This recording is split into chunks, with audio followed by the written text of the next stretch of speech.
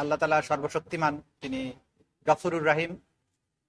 তিনি যাকে চান সাম্রাজ্য দান করেন, যাকে চান সাম্রাজ্য কেড়ে নেন, যাকে চান সম্মানিত করেন, যাকে চান অপদস্থ করেন। বাংলাদেশের সাম্প্রতিক সময়ের ইতিহাস থেকে সেটা প্রমাণিত হয়েছে। আপনারা প্রশ্ন করেছেন, এই ট্রাইব্যুনালের সাথে আমার দীর্ঘ সম্পর্ক ছিল from the very initiation of this tribunal in 2010। সেদিন প্রথম এখানে দাঁড়িয়েছিলাম, তারপরে দীর্ঘ সময় এখানে ছিলাম না, খুব বাস্তবসম্মত কারণেই আপনারা জানেন। আজকে বাংলাদেশে যে পরিস্থিতিতে দাঁড়িয়ে আমি এই আন্তর্জাতিক অপরাধ ট্রাইব্যুনালের চিফ প্রসিকিউটরের দায়িত্ব গ্রহণ করেছি, সেটি হচ্ছে মনে হয় একটা যুদ্ধ বিধ্বস্ত রাষ্ট্রে ধ্বংসপ্রাপ্ত যে রাষ্ট্র কাঠামো, তার মতো একটা রাষ্ট্র কাঠামোর উপর দাঁড়িয়ে আমাকে এখানে চিফ প্রসিকিউটর নিয়োগ করা হয়েছে। একটা যুদ্ধের মাধ্যমে যখন দেশ স্বাধীন হয়, তখন বোমায় হয়তো বাড়ি ঘর বিল্ডিং ধ্বংসপ্রাপ্ত থাকে, রাস্তাঘাট ধ্বংসপ্রাপ্ত থাকে।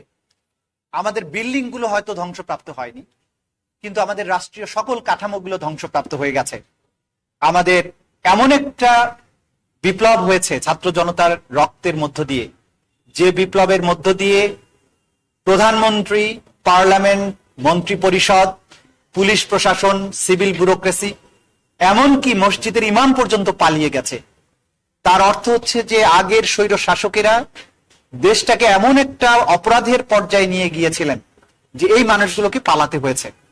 সেরকম একটা প্রেক্ষাপটে দাঁড়িয়ে যখন আমাদের তরতাজা তরুণ সন্তানেরা জীবন দিয়েছেন, যারা প্রতিদিন এখনো হাসপাতালে আহতরা কাতরাচ্ছেন, এর মধ্যে থেকে শহীদ হচ্ছেন, রক্তের দাগও এখনো শুকায়নি, সেরকম পরিস্থিতিতে এই যে সংগঠিত অপরাধ এবং গণহত্যা, সিস্টেম্যাটিক যে অপরাধগুলো সংগঠিত হয়েছে নিরস্ত্র জনতাকে নিশ্চিহ্ন করার জন্য, তাদের বিচারের লক্ষ্যেই এই ট্রাইব্যুনাল আবার পুনর্গঠন করা হয়েছে, আমাকে চিফ প্রসিকিউটরের দায়িত্ব দেওয়া হয়েছে।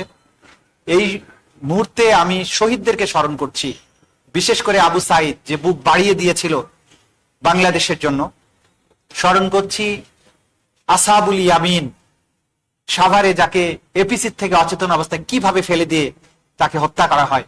স্মরণ করছি ছোট ছোট বাচ্চাদের যাদের মাথায় গুলি লেগেছিল, আবু সাইদ, মুগ্ধ থেকে শুরু করে রাফি, নাম না জানা অসংখ্য শহীদ, যাদের নাম আমরা এখনো জানি না, যারা গণকবরে আছে, যাদের পরিচয় আমরা জানি না, যারা এখনো নিখোঁজের তালিকায় আছে।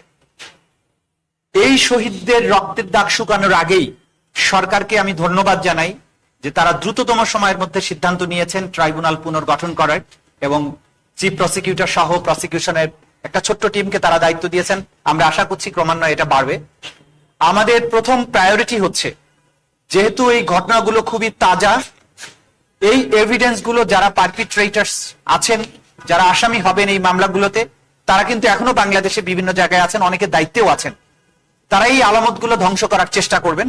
আমাদের প্রথম প্রায়োরিটি হচ্ছে এই হত্যাকাণ্ড, গণহত্যার যে আলামত আছে, এগুলোকে সংরক্ষণ করা, দ্রুততম সময়ের মধ্যে এগুলোকে সংগ্রহ করে প্রসিকিউশন এবং তদন্ত সংস্থার হাতে নিয়ে আসা, যাতে করে ন্যায় বিচারের ক্ষেত্রে এই আলামতগুলোকে আমরা আদালতের সামনে উপস্থাপন করতে পারি।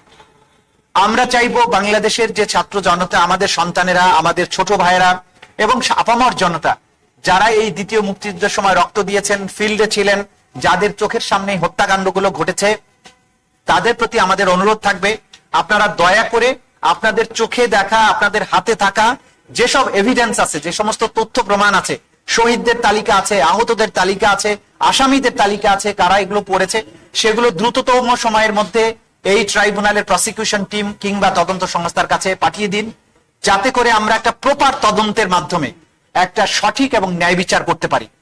আপনারা জানেন যে একটা রাষ্ট্রে যখন একটা গণহত্যার মাধ্যমে একটা স্বৈর শাসনের পতন হয়, ইতিহাসের পট পরিবর্তন হয়, তারপরে শহীদ এবং নির্যাতিত যে সমস্ত মানুষ, তারা প্রতিশোধ পরায়ণ হয়ে যান। এই প্রতিশোধ পরায়ণতার আগুন নেবানোর সবচাইতে উত্তম পন্থা হচ্ছে একটা ন্যায় বিচার প্রদান করা। যারা এই অপকর্মগুলো করেছে, অন্যায়গুলো করেছে, তাদের যদি একটা সঠিক বিচারের মাধ্যমে তাদেরকে সাজা দেয়া যায়, তাহলে মানুষ প্রতিশোধ প্রবণতার থেকে ফিরে আসে।